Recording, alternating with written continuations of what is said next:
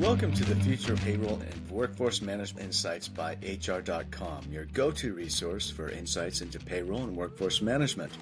From navigating compliance and technology trends to exploring the latest in global payroll solutions, we're here to keep you ahead of the curve.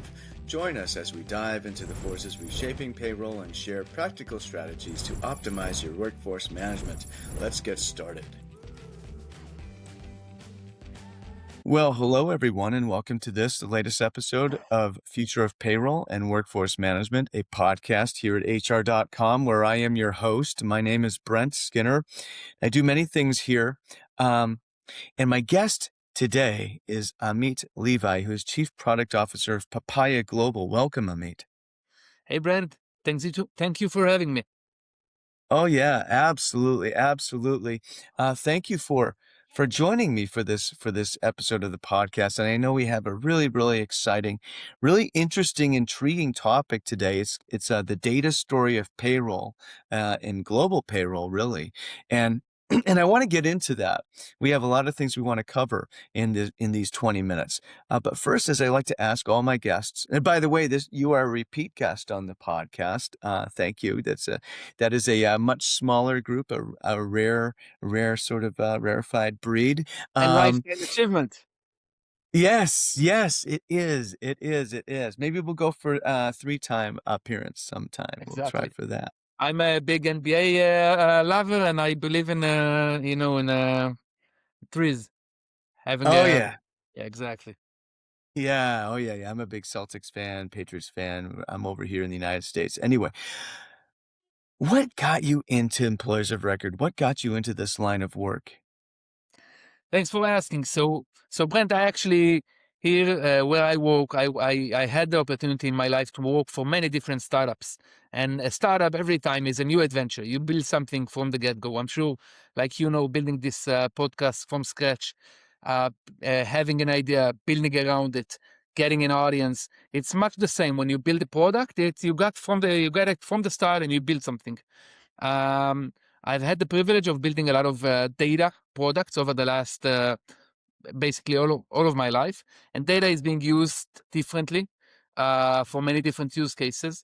And Papaya Global is the first time that I use it in this ecosystem of HR, and it's amazing for me to see how we connect data, which is a digital issue, with people and with payments.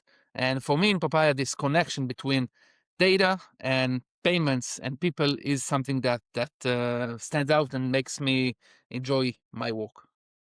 That's, and it's so important. Thanks for sharing that. It's so important because getting people paid the right amount on time is absolutely essential. People's lives depend on this, and it's good to have folks out in the field in this profession that take it so seriously. So, like I said, we're going to talk about the data story and payroll, which is a nice segue here today. Why data collection, validation, and consolidation is the true last mile challenge in payroll, where errors and risk typically originate, why what good looks like for finance and HR operations at scale, these kinds of things. So before we really dive in, when you think about global payroll, Amit, what's the one thing people outside the function usually misunderstand? I think actually the human factor, I think the people that are doing our payroll, we just get it every month or every cycle. But the people that are doing our payroll, they have intense care. They really care about this significantly. And in many cases, those accountants, those GPAs, they go the mile. They invest a lot of efforts in making sure a single person is getting paid as he should and when she should, getting recognized for different benefits, getting time off as they should, and it doesn't always flow as effectively as you would expect from a process that we've been doing so for so many years. And then eventually, at the end of the day, there are people that really care about it terribly, and they make sure that that last mile works as expected. You know what? I'm so glad you brought that up because it goes to the heart of payroll. it's this function. It's almost an organizational utility in a sense, right? Nobody wakes up in the morning, turns on the light in the kitchen, and calls up the power company to say thank you for getting my electricity to my house today, right? But if it doesn't, you call the power company right away, and it's kind of the same thing with payroll. And we forget that there are people behind the scenes that are making this process that seems needs to be automatic, needs to happen every time without fail, has to be in the background. We forget that there are people that are doing this, and so it's always nice to be reminded that, and it's comforting to know that there are folks in there that are actually that actually care that this happens the right way. And I'm so glad you brought that up. Uh, why have so many organizations treated the payroll engine as the main challenge for years? Where does that mindset miss the real complexity of global payroll? I love this question, by the way. It gets right to the heart of some things I love thinking Mm. about. I love the analogy you made to power and electricity, and it goes the same way. People expect payroll to work, and when it doesn't work, everybody are very frustrated. But when it works, it just it's okay. A very ungrateful job. Um, Now, talking about payroll engines, a payroll engine eventually is driven by data. Of course, where there are people, numbers, right, ideas, there are compensations, information like that. On the one hand, it's very clear and simple data, but on the other hand, in order to, if you want the same data through two payroll engines in the same locations, you may get different results, because payroll isn't exactly science. It's somewhat science, but it's not perfect science because the payroll rules are not well written in any system. There's no good system of record to say how eventually this should work. There is knowledge that has been accumulated over the years. There are professionals that are doing this for many, many years, and there are systems that learn how to do it. But the best payroll systems in the world are payroll systems that have been in the built for the last 50 years or so, because it's not just a data game. The understanding the local regulations and connecting people data to those local regulations is complex.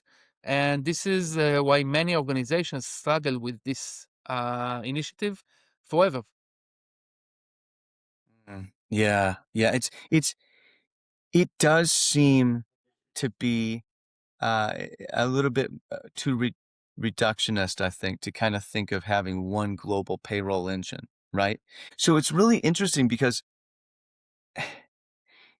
it's more about having one global payroll system or setup, right? It's not so much about having one global payroll engine. It's too complex, too many moving parts to have the one engine. So what is that? What does that look like? One setup like to work smoothly. That is exactly right. So I've seen companies that were set out to build a global payroll engine, but eventually it's always, as you said, country by country, region by region. It takes time, and you need to maintain that engine in each and every country. And that is crazy complex. I haven't seen any company that can maintain this complexity for all of the world. And even the best and biggest companies can maintain this complexity for some of the world. They need to invest significantly in order to make sure the payroll engine is set to the local standards always and is updated with local regulations always. But for me, as a global employer, I don't really care. I want payroll to work the same all over the world. So the way to think about it is a little bit like a data issue, like a data problem, and you got to take something that is unorganized, data that is not structured the same way, because different countries require different structure of their payroll engine, so different input. And you got to also be able to understand different outputs. So if the gross to net looks different, if the payslips look different, if you go and look at payslips, I think we discussed this last time, you look at payslips in different places in the world, you can learn so much about the culture from the payslips. Payslips aren't standard. In each country in the world, payslips look different. there are different information, different levels of detailing, different like surrounding information that is mentioned. So when you go about the need to do something that is global and unified, where eventually it's very much localized, you need to have a standardization process somewhere in the middle, right?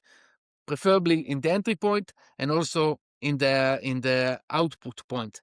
So we believe that the way to do it is to create standards throughout the world to be able to map correctly the data. So whatever entries I get, it's being mapped and I get it as I need it in the system. And same goes when data comes back from the payroll engine. You can map it, and then you have one view, which is a unified view, which you as a global manager can use.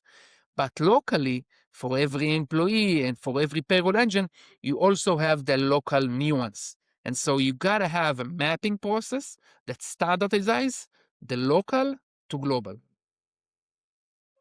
This is really interesting. I think it gets to another question that I have for you, and that is why do stages like data collection, validation, consolidation, stuff like this, why do they create the greatest risk for finance and compliance? Because there's always that dance between payroll, finance, and their mutual need to comply. Is correct.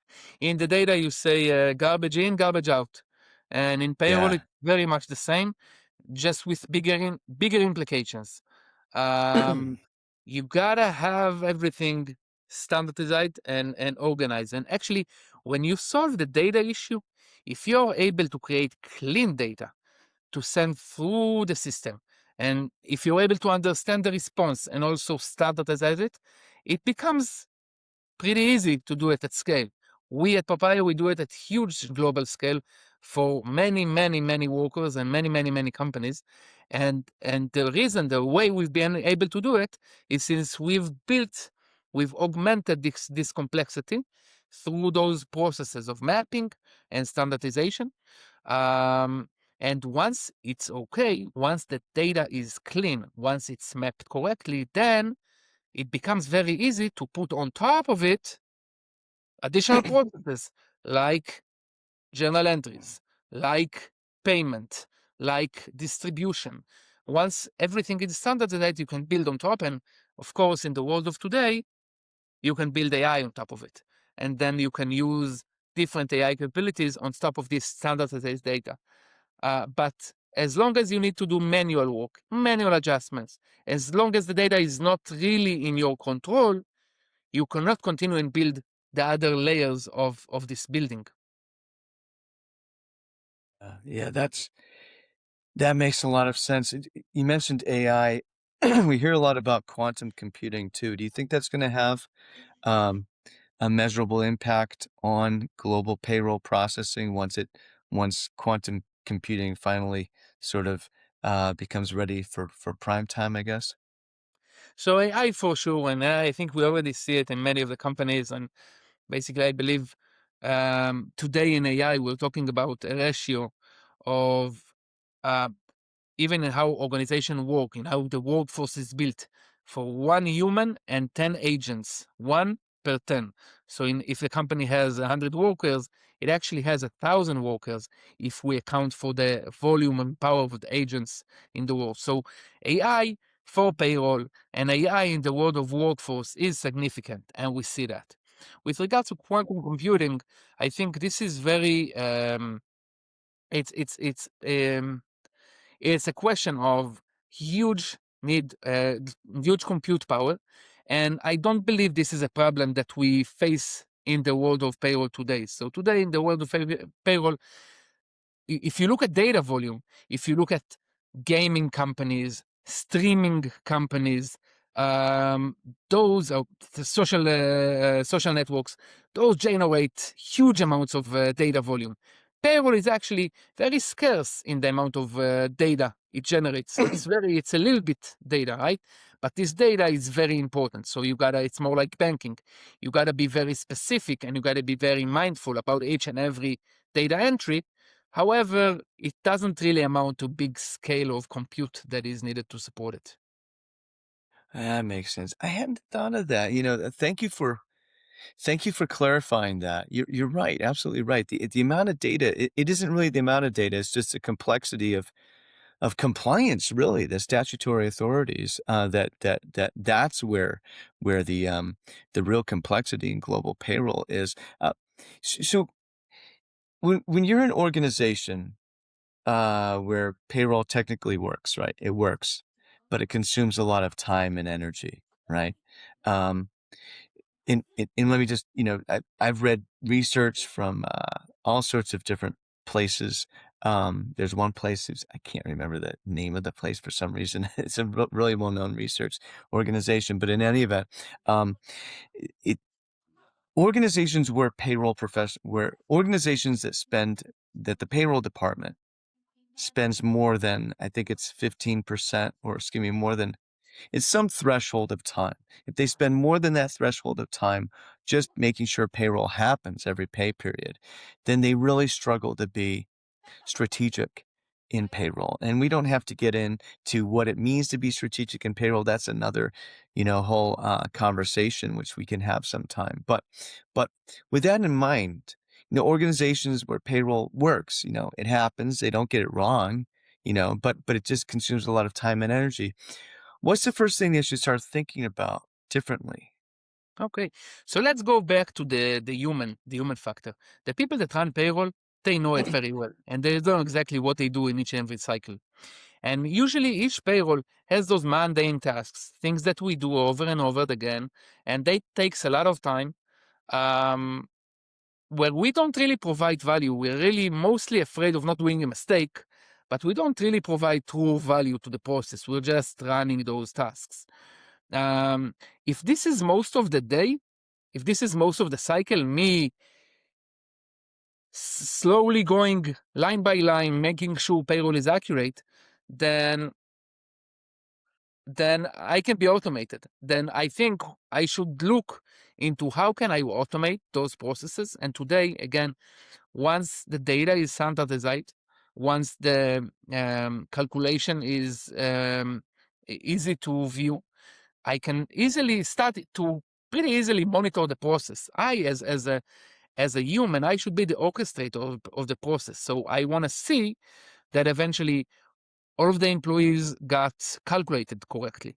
And I want to see anomalies that are coming up. So if Rand this month got paid 10th time the amount he got paid last month, I should be notified and I should take a look if it's accurate or if a currency change, right? So instead of paying now in US dollars, I know for some reason I decided to pay this employee in Indian rupee, then that's interesting. I'd expect as the payroll manager to be notified and orchestrate the payroll process and not to handle those day-to-day mundane tasks. And the way to do it, the basis of doing that is again, if everything is standardized, I can create really good monitoring processes, and then it becomes um, a happy task. I'm only aware of issues I need to handle, and I don't need to manage it and follow through entry by entry to make sure things are as I expect. And now that you have this data under control and things are moving smoothly and you have more automation and you have the human factor focused where it should be, what are the kinds of things that people, leaders in payroll, can do in that new, under that new scenario?